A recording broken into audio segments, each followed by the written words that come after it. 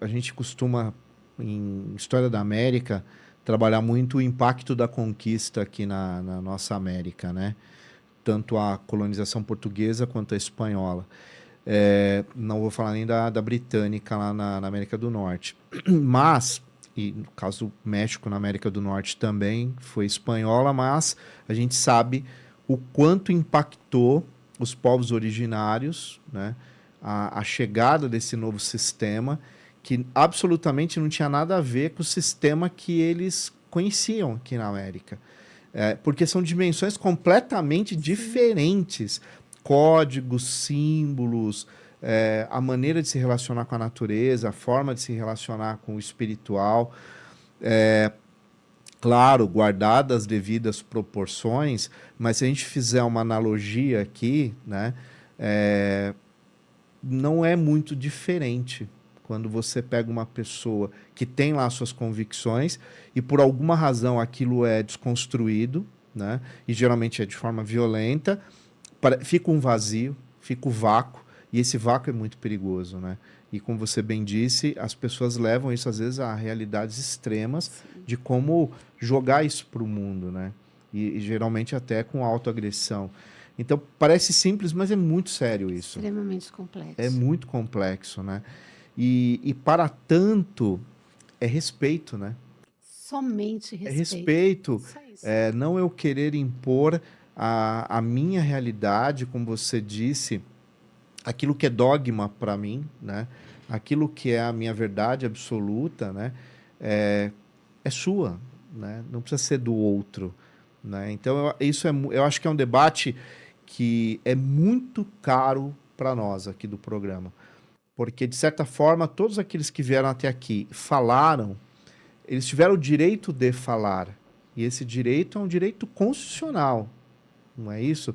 De poder falar. Um direito constitucional, um direito que também é tratado nas declarações dos direitos humanos, Humanos, né? Nós tratamos o os direitos direito à universais, né? liberdade religiosa como um direito de primeira dimensão. E Sim. quando a gente fala de direito de primeira dimensão, nós estamos falando que ele se encontra no mesmo patamar de direitos essenciais, como vida, como saúde, como educação. Sim, Nós estamos falando de direitos dos quais não se pode abrir mão, sim. né? E que não podem ser violados.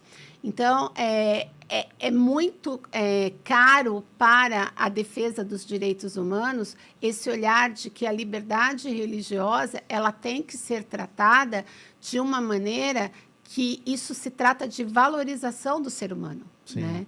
Porque não há como desassociar um indivíduo da sua crença. Nos Estados Unidos, a associação ligada, as associações, na verdade, ligadas à psiquiatria, hoje eles levam em conta o sistema espiritual do indivíduo na abordagem primeira, né, numa consulta. Então eles têm hoje já grupos, né, que vai capelão, a enfermeira, o médico, um coordenador de espiritualidade, porque eles já entenderam, né, por estatística, não é por achismo, mas por métrica, por estatística de 10, 20 anos de pesquisa com grupos de 1.000 pessoas, 400 pessoas, que a pessoa, quando ela é tratada sob a perspectiva de fé ou sobre a perspectiva filosófica de fé daquele indivíduo, ela obtém uma cura, né, ou uma recuperação mais eficiente. Então, veja, é um respeito objetivo da individuação daquela pessoa. Né? Então, realmente, é como a vida, é como tomar água, é como, né, Sim. comer. É aquilo que não é alienável. Não se discute, né? Agora, Paula, como que você vê isso no Brasil hoje, né? Isso é bem a sua opinião mesmo. O quanto avançamos, o quanto ainda falta muito, né? Porque você está falando de 2000, a primeira comissão foi 2004, 2005. 2005. Foi ontem, Foi ontem. 2005, OAB São Paulo, né? De lá para cá. Então, o quanto avançamos, na sua opinião, né? Então, nós temos dois olhares para essa questão. se nós falarmos em avanço legislativo, nós temos vários ordenamentos que asseguram a liberdade religiosa, punem, né, a intolerância religiosa, os crimes de ódio. Então, assim, em termos de avanço legislativo, avançamos muito. Em termos de humanidade, nós estamos vivenciando uma regressão. Tem um oceano aí. Houve um avanço no sentido de que hoje as denúncias elas são muito mais presentes e elas estão sobre o olhar de vários equipamentos públicos também, que hoje dão o olhar e o reconhecimento. Né? O Ministério Público tem um departamento que trata dessas questões, a OAB, a própria Secretaria de Segurança Pública, a Secretaria de Justiça tem o Fórum Interreligioso, que também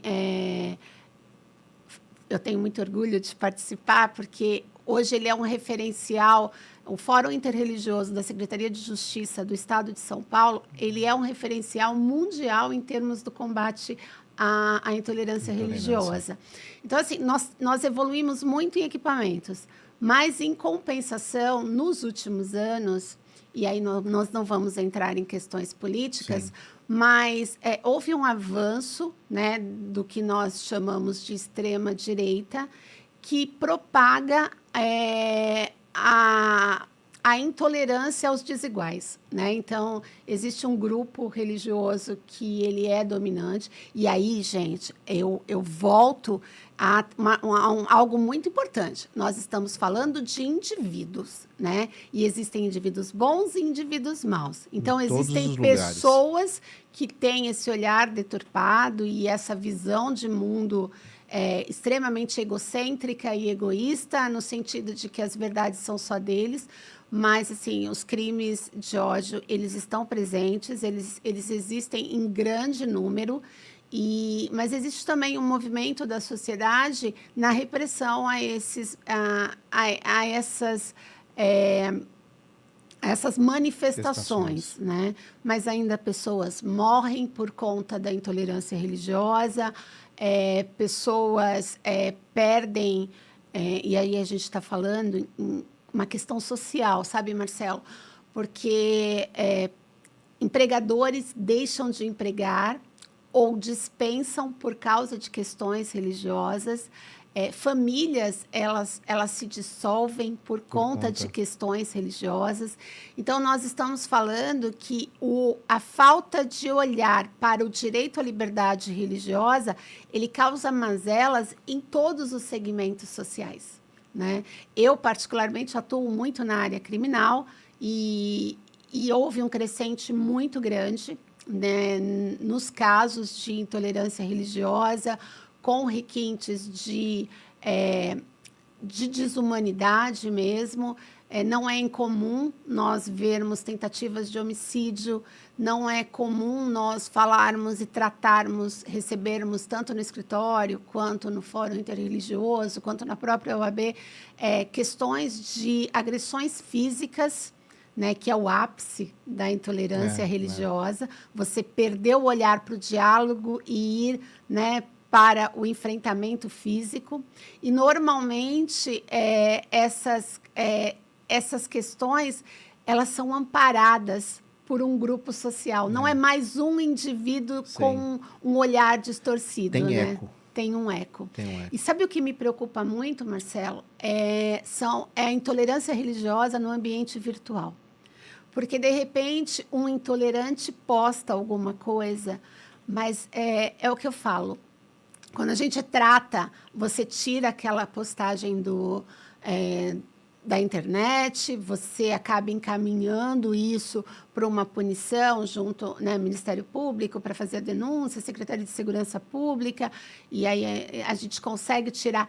Mas o crescente dos comentários, isso é assustador. Às vezes é até pior do que o próprio ato. Muito pior, muito pior. E hoje existe um movimento, né, eu falo pelo Fórum Interreligioso, no sentido de levantar essas pessoas que dão eco à violência religiosa e que elas também passam a ser punidas, né? Porque a internet te dá um vulto de anonimato, né? anonimato ou até e de de coragem. punição, né? Essa coragem, né? E muitos perfis fakes, né? No sentido... E existe um movimento muito grande nesse sentido de que no dia a dia nós temos essas ações de intolerância junto aos segmentos religiosos, e aqui a gente fala muito das religiões de matriz africana, das religiões islâmicas, das religiões judaicas, né, que existe todo esse movimento, e agora com a guerra na Palestina, isso exacerbou muito, absurdamente, mas isso é infinitamente menor do que a intolerância religiosa no ambiente virtual. Infelizmente, esse espaço, que inclusive é o que nós estamos agora... aqui, é ótimo, né? É sensacional quando você ocupa com qualidade, com coisas boas, né, com reflexões, com conhecimento, cultura, história e assim por diante. Mas a internet, ela deu espaço e eco, que é o pior, né, para pessoas que muitas vezes estavam escondidas ou isoladas, ou que falavam para grupos muito pequenos, e de repente conseguiu amplificar isso em escala mundial, né? Não fica restrito a uma pequena comunidade, né? E isso é muito perigoso. Muito perigoso. O nosso programa, Paula, para você ter uma ideia, a gente tem uma escolha, né? Então a nossa escolha foi moderar os comentários. Por quê? Porque você é a nossa convidada. E eu não vou permitir que você seja de alguma maneira desrespeitada. Desde o momento que você chegou aqui no estúdio, o primeiro contato lá, que o Leandro, nosso produtor /chefe, é sempre bom falar isso, entrou em contato com você, a gente sempre procura ter muito respeito. Então não vai ser no comentário que as pessoas vão te xingar aqui. Então nós fazemos essa moderação. E mais, como são pessoas de todas as religiões, você sabe que já deve ter tido alguns xingamentos específicos, porque aquela pessoa que aqui veio, ela é de uma determinada religião. E algumas sofrem mais com isso, né? Se eu pudesse... eu tenho até como, se eu, tabelar isso, transformar isso em porcentagem, né, em estatística, você percebe quais são os segmentos que mais são ofendidos. Né? E vai nessa vertente, né? Religiões de matriz africana, islâmicos, judaicos, né? E essa falta de conhecimento mesmo, né? Sim. Que produz esse processo de ignorância. Eu tenho uma questão em relação a isso. Eu penso que hoje perpassa a ignorância, né? Ignorância no que eu digo, a falta de conhecimento, né? Hoje, o que se sobrepõe é exatamente o ódio. É o culto ao ódio. Gratuito. Você odiar o diferente porque ele não é igual a você. Então, essa preocupação. Porque as pessoas, elas entendem, né? Hoje nós temos um grau de informação muito maior e as pessoas conseguem entender que o outro é diferente. O que elas não conseguem conceber é que aquele diferente habite o mesmo espaço territorial que ela. Isso é gravíssimo, né? Porque você é historiador, eu tenho muitas invejas dos historiadores e dos sociólogos, porque é incrível, né? Vocês alcançam de uma maneira incrível a percepção do humano, né? Do entendimento dessa humanidade. Mas, quando nós falamos disso, nós trazemos exatamente, né, a regressão de tudo que nós evoluímos enquanto sociedade. Né?